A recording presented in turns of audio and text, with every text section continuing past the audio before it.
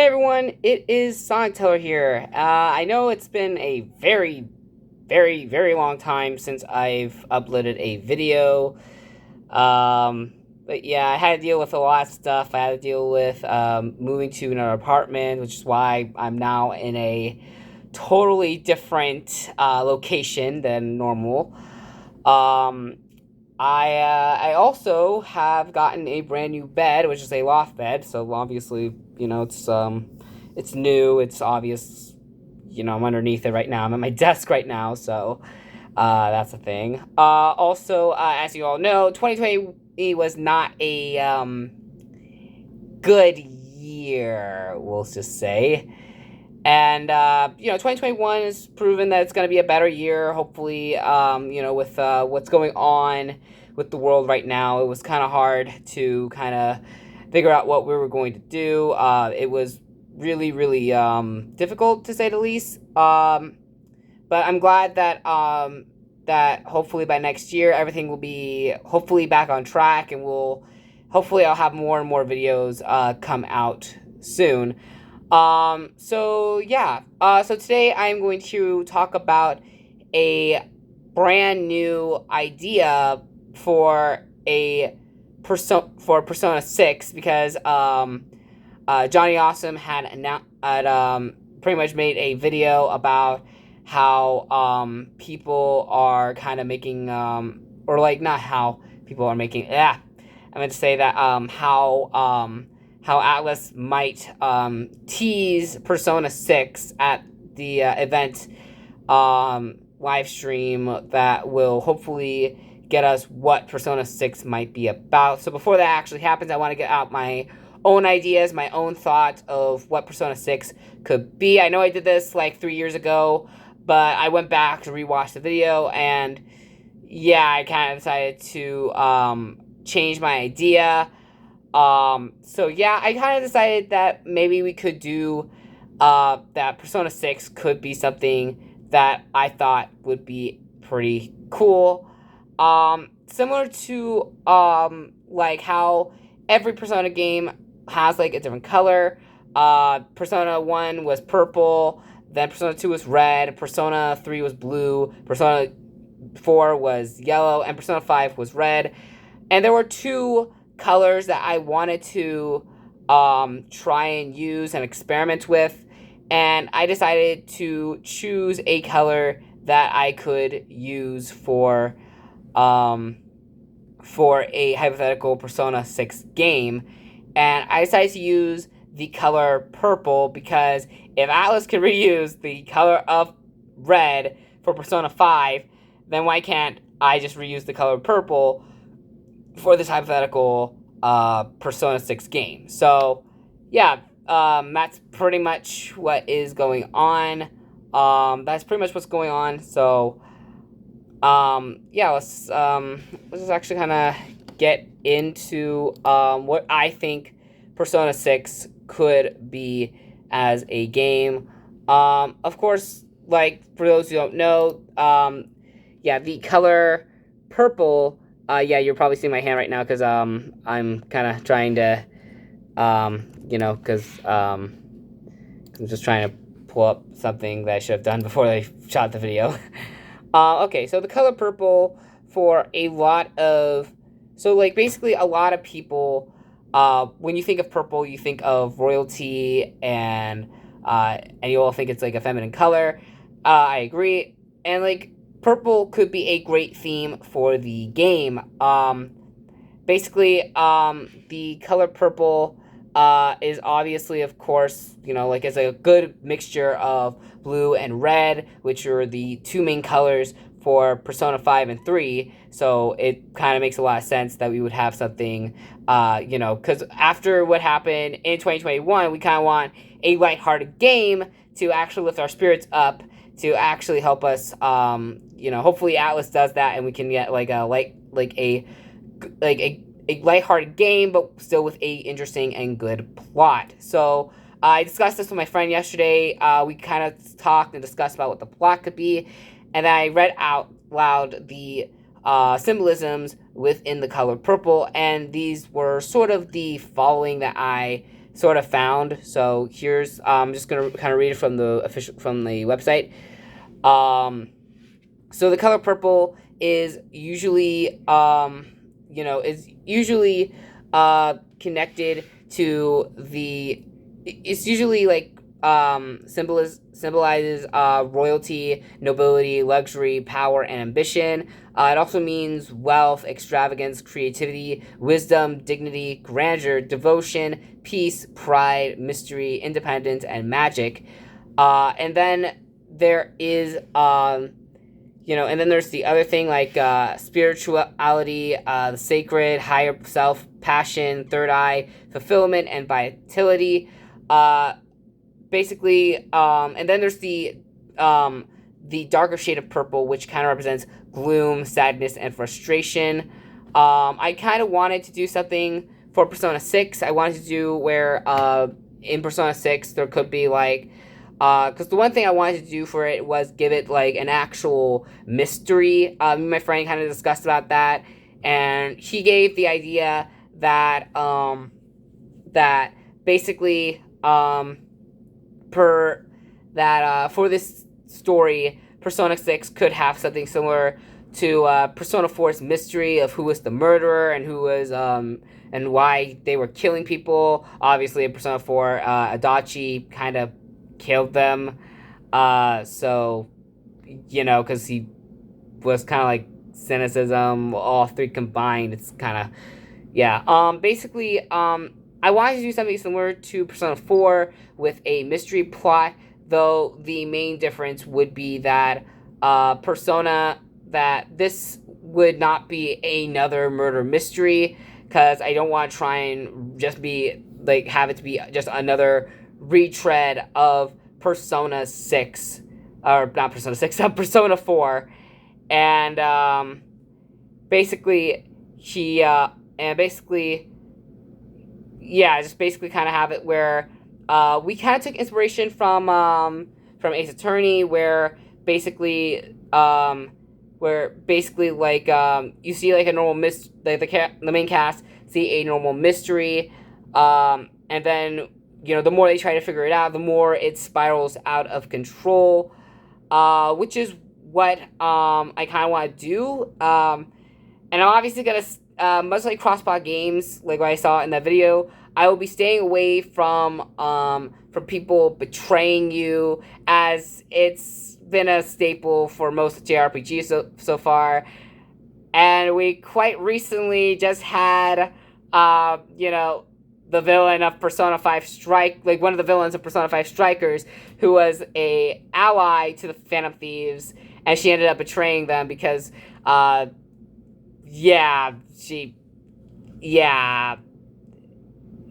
never trust someone who has the name Chi, whose name has the word Chi in it. Don't trust them. Never trust them. But anyways, and the other thing I want to add in for Persona 6 is just pretty much having a female protagonist. Like Crossplot says in his Persona 6 ideas video, he says he wants that it's about time we all got a female female protagonist. We did get that technically in Persona 2, and we got that in Persona 3 Portable, but like Atlas with Persona Q2, it was kind of confirmed that Hamako, or whatever her name is confirmed to take place in a alternate timeline to where Makoto doesn't exist and she takes his place. So I kind of want a actual female protagonist who is actually canon, and that we don't have to deal with what is kind of going on at the moment. So I'm just kind of going with my own idea. So basically having a female protagonist would just be a more interesting character, because it would feel like I know like Atlas probably wouldn't do that because they would lose basically a bit of their Japanese audience, because Japanese boys want to get with those waifus. Am I right? That is a racist thing. Anyways, but yeah, I do feel like it's about time we got a female protagonist. Because like Pokemon does it like multiple times, um, does it in their games. So why not like have a female protagonist in our game, like an actual female protagonist who's canon to the story? So yeah, I did do a Google document of what the main character's name. This is just a name I gave her, um and just like because I just thought of it randomly. It's just a random name I came up with. But I will mention this. I do want to do something different for this protagonist. Instead of having her arrive by train, like most of the Persona protagonists has done in the past. Instead, I kind of want to do it to where she is, where she's actually from overseas. She's actually a half Japanese, half foreign um, exchange student who is staying in Japan for over a year. You're probably all wondering, okay, that's great and all, but what about the location? What's that going to be about? The location, I kind of wanted to try something. I actually wanted to have a city from Persona 5 Strikers actually have a good representation. And basically, what I kind of decided on, at first, I wanted to do Kyoto since it's kind of near Okinawa, because I kind of wanted to do that. But I decided not to because I kind of just wanted to do something different than doing Kyoto. While Kyoto is one of the a beautiful city in Japan in real life, I kind of decided against that because I wanted to see more of the city of Sapporo. Yes, the story will take place in the city of Sapporo from Persona 5. But that's pretty much where that's just where I'm going to do that's basically where I'm just going to do my story. That's basically what I'm just going to do. But yeah, that's basically where the story is going to mostly take place in. But yeah, so this is basically, but you're all probably wondering, okay, what about the Velvet Room? What's that gonna look like? Well, me and my friend thought long and hard about that. We were kind of discussing about what the Velvet Room could be. Like at first, maybe it would have been like a clock tower or something similar to the Persona 2 Velvet Room or the Persona 1 Velvet Room. It'd be something similar to that, but then I came across an image that someone made in a Final Fantasy game of their own version of the Velvet Room, which is a fusion of the Persona 2 and 3 Velvet Room, which is something I really, really like. And it gave me the idea to make Persona 6's Velvet Room a library. Basically having it where the library kind of fits with the color purple in a sense with the themes, which being royalty and mystery. And basically, like, you could say that the main protagonist is both a queen and a writer who is pretty much trying to write a brand new ending for people who have simply lost their way. I will get into more about that probably in a future video. If you ever want to see more about another Persona 6 ideas video from me. So yeah, but yeah, that's just your preference. Let me know what you think in the comment section below about what your ideas for Persona 6 is. So basically, let's just get on to introducing some of the characters. So the main protagonist that I decided for a random name was Mei Sonozaki. Obviously, her arcana is the Fool's Arcana. And her weapon choice is a rapier or short swords that work as rapiers. So I just thought those would be very interesting. And then, of course, her main persona. Her main persona, I kind of thought would be really interesting since we're dealing with the themes of royalty and creativity. I kind of decided to choose a persona that is from real life. So obviously I chose the historical queen of France and Marie Antoinette as the main protagonist's main persona. That's what I kind of chose for her. I thought it'd be pretty more interesting because we haven't exactly gotten a Marie Antoinette as an actual persona. And I know what you're all thinking. But Sonic Teller, Marie Antoinette feels more like she's entitled to the Empress Arcana. And yes, you are right. She would feel more naturally inclined in being in the Empress Arcana. I just feel like that it would be kind of interesting to have her be a part of the Fool's Arcana, as it's basically been a staple in the Persona series since Persona 1. So I just thought that'd be pretty interesting. So yeah. She's her character is from overseas. May is basically like she's basically still a silent protagonist, but she is very kind, sweet, and nurturing, but sometimes I would get her into trouble, and she kind of sometimes like misreads some of the situations.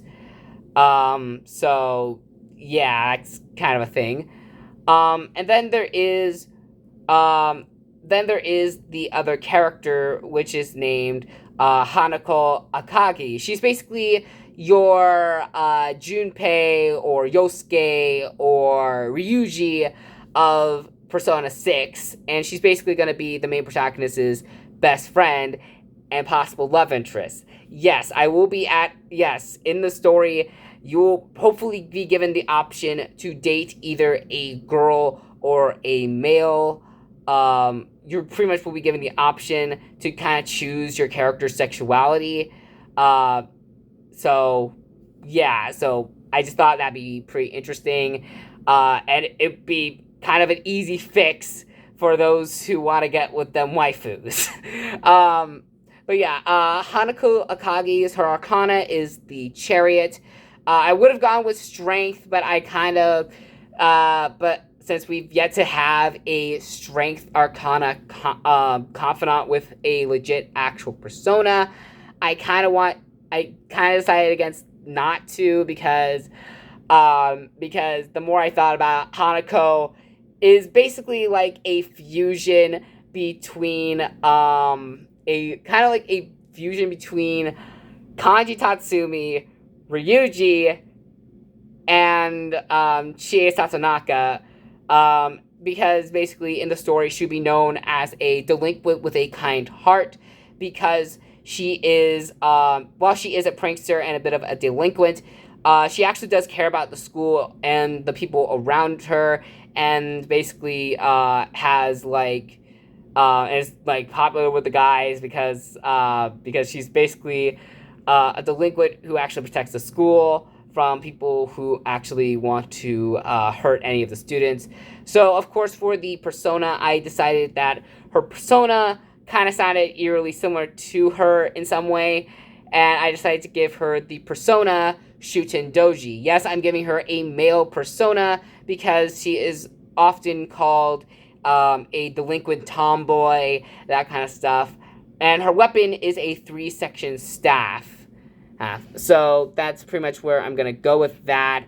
So that's what I'm kind of doing. Hopefully you all will agree with that we get a character who is very tomboyish but still likable, like very likable.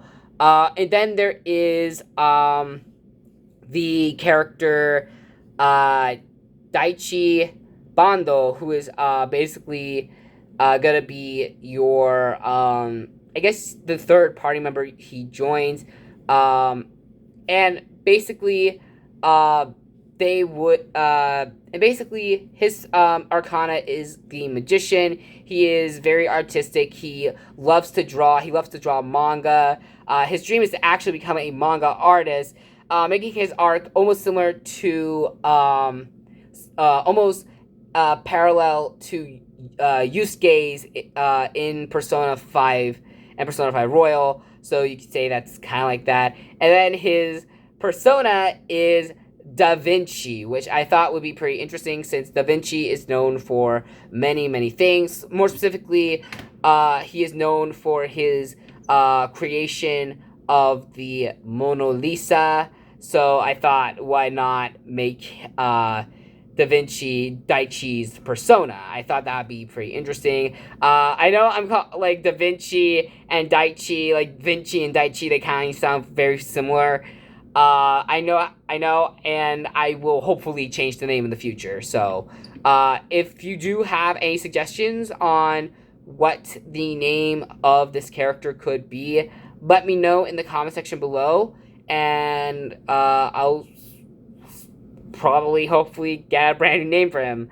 But now on to one of the other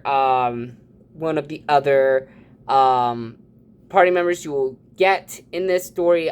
Jun Kanai, he is basically gonna be like your Yukiko or your Mitsuru or your Makoto of Persona 6. He's just like Makoto and Mitsuru from Persona 3 and 5. He is a student council president. He looks after the school, and he's basically from a wealthy family. So you can obviously tell that but he has a great passion for the school. He cares very much about it. He's very endearing to the school he goes to, and he wants to protect it from evil adults.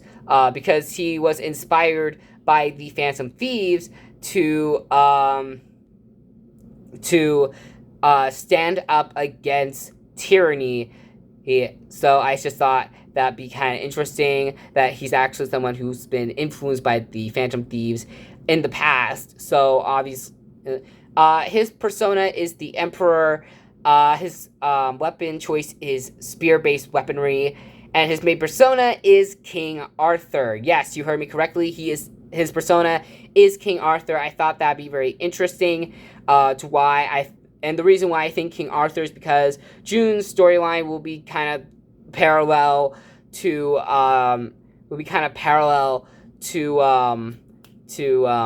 one of the characters from Persona. I'm sorry, my mind is like kind of blank on their names right now. But he would definitely have a parallel to a Persona character, and a parallel to King Arthur, because when it comes to Persona, it's symbolic. So obviously, of course, that's what I'm kind of going for. And then there is Hibiki Miya. I'm butchering this name.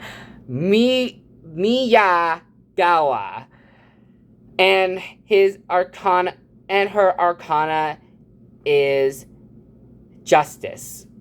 Well, his arcana is justice, really. Yes, he is he. I do plan on hopefully making him a transgender character, because we have yet to get a transgender character in Persona. I feel like that would be pretty interesting. Like, they're transgender and they get to, and they pretty much, they just pretty much have, they're transgender, so hopefully there'll be a transgender Persona representation, so hopefully there's that. And then there is Keita. Then there is sorry, I said Keita, but I'm gonna go back to like this person's persona. So Hibiki's arcana is justice, and her weapon choice is a falchion, and their persona is Quetzalcoatl from Mesoamerican mythology. The reason why I chose Quetzalcoatl is because one of the things I want from Persona is brand new personas. We got that in Persona 5 Royal with the form of the Counselor persona and the Faith arcanas. So I kind of thought that'd be pretty interesting to see some new personas be integrated as actual personas you can get in the game. So I thought that'd be pretty interesting, to me at least. And I kind of want to spread out to more than just Greek and Japanese pantheon. So I just kind of wanted to expand my horizon. So I wanted to choose a character who has a persona that is different from the that we normally get in Persona, because we usually get personas that are either from Japanese or Greek mythology. I just thought that'd be more interesting, and we have a more diverse persona using with different figures from across the world. So I thought Quetzalcoatl would be nice because Quetzalcoatl fits in with the themes of royalty and creativity. I just thought, and since like Quetzalcoatl is known for the being the god of arts and crafts, and he is basically a sun god, I thought that'd be more and more interesting. Then there is now we actually move on to Keita Nakanishi, whose arcana is the sun, and he will be our male navigator. He doesn't have a weapon, but his main persona is Zedong, who is I just kind of chose Zedong because I wanted to choose a character. Okay, so yeah, sorry, but I just kind of wanted to choose a leader who is someone you could actually choose as like as a navigator. But if you all have your own ideas for what his persona navigator should be, or what his navigation persona should be, let me know in the comment section below. Maybe I might change it in the future, and who knows, maybe I might actually like the idea, and hopefully you all will too. But yeah, now let's move on to the final character, the third to last character for this story, Megumi Takashima. She is basically a female. She is and her arcana is the Lovers. Yes, I know that'd be late into the game. That would be very late into the game, but we usually get the Lover's Arcana either at the beginning of the game or in the middle of the game. So I kind of wanted to save the Lover's Arcana for like towards the end of the game, because we mostly never got the Lover's Arcana as as like a actual we don't usually get the Lover's Arcana until either the beginning or the middle of the game. So I just kind of thought that'd be more and more interesting. I'm really apologizing about the squeaking. There's something wrong with my desk and my bed. I don't know what's going on, so you're gonna have to bear with it. Excuse me. Yeah, but her weapon choice is sides, and her main persona is Mebd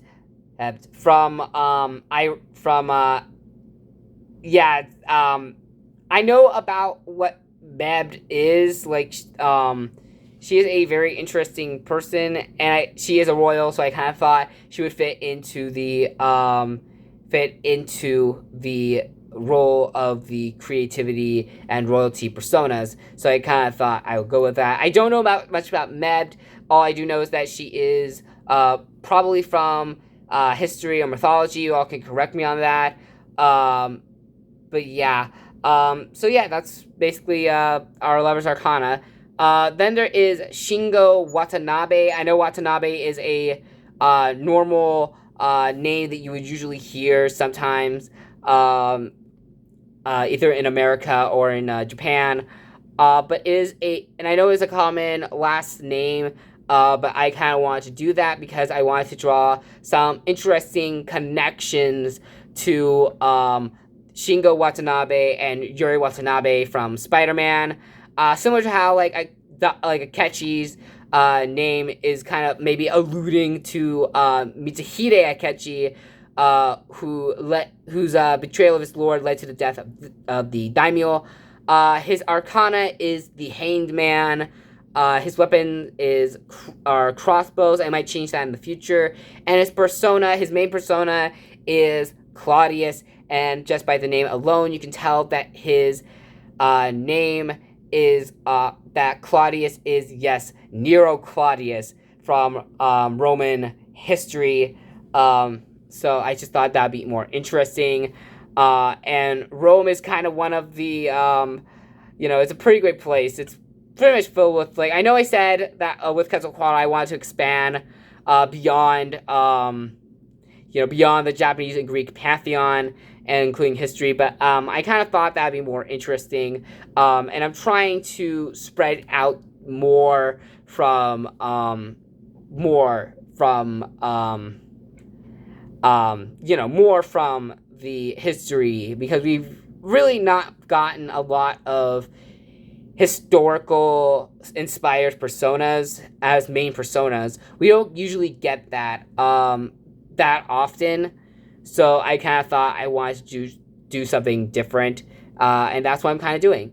Then there is the final persona user, who is a female once again. Her name is Rei Tosaka, and this is where I decided to give her the Arcana, the Strength Arcana. I decided to give her the Strength Arcana as, and yes, she is our final party member. She pretty much will have the Strength Arcana for reasons I'll get into hopefully in a separate video if you ever want that. Her weapon is a Warhammer's, and yes, you can tell that she will be kind of like the Haru of the Persona 6 cast. That's what I'm kind of going for, so hopefully you guys might like that.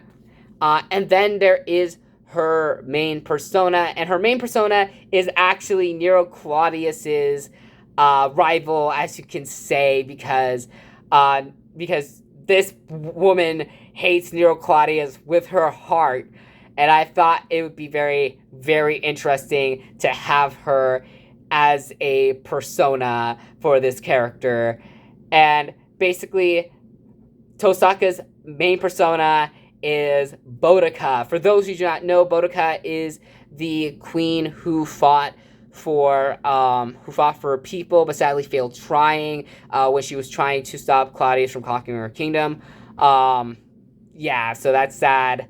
And I thought that would kind of work for Rei, because Rei is someone who you might see as like someone who cares very much about people around her, and she will get very violent if people are like hurting her friends in some way, shape, or form. So hence why the Warhammers and everything. And yes, Tosaka. And yes, you heard that correctly. Rei Tosaka is obviously a nod to Rin Tosaka from from Fate Stay Night, because not only do I like Rei Tosaka, but Rin Tosaka. I'm sorry, like my mind is still a little blank.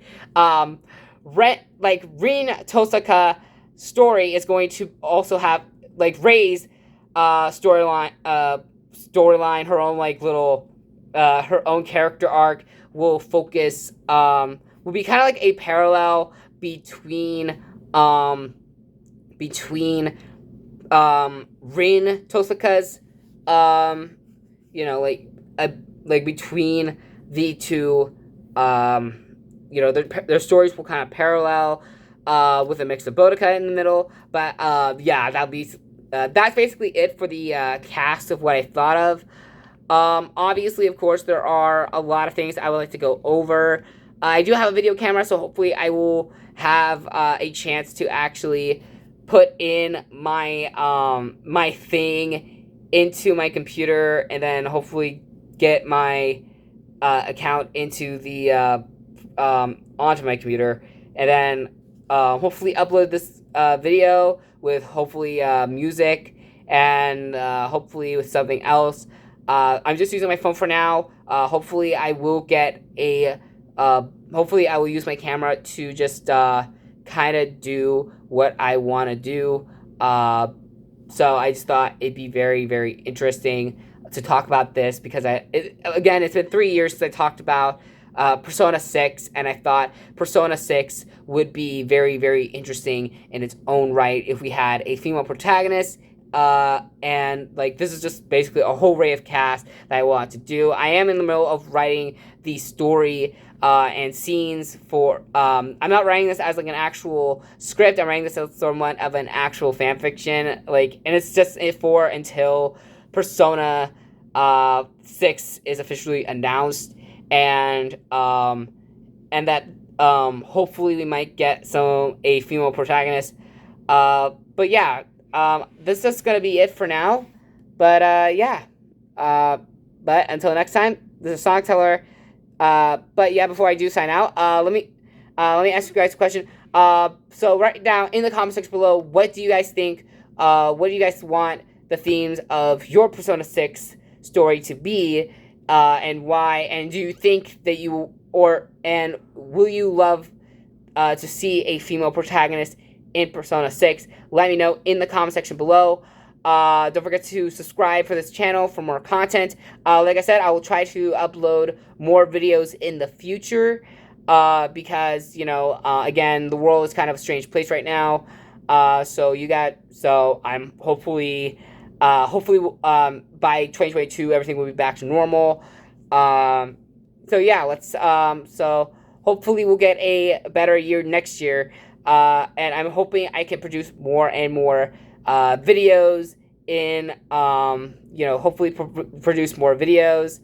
But yeah, this video shows that I am fine, I'm okay, and we're gonna make it. So yeah. So until next time, this is Sonic Teller signing out. Adieu.